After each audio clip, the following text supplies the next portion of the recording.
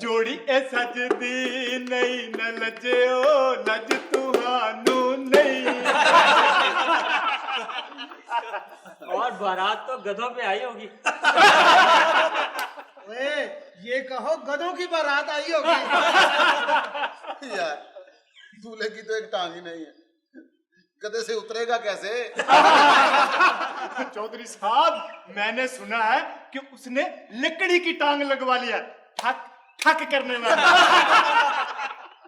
अगर पोते पर बैठते हुए टांग गिर गई तो क्या करेगा? अब बेवकूफ आदमी, वो एक दो फालतू लेकर ही बैठेगा ना। सिटपनी के तौर पर। चुप करो, वो पूरे पिंड की थी है, नेक है, इसमें उसका क्या कसूर है? ये तो नुमानियां होती हैं, जिधर को टोरो टुर जाती हैं,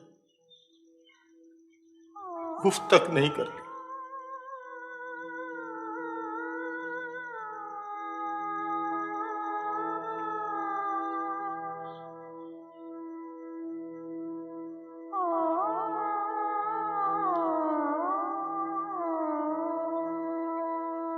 जाओ अपने घरों को, जाओ।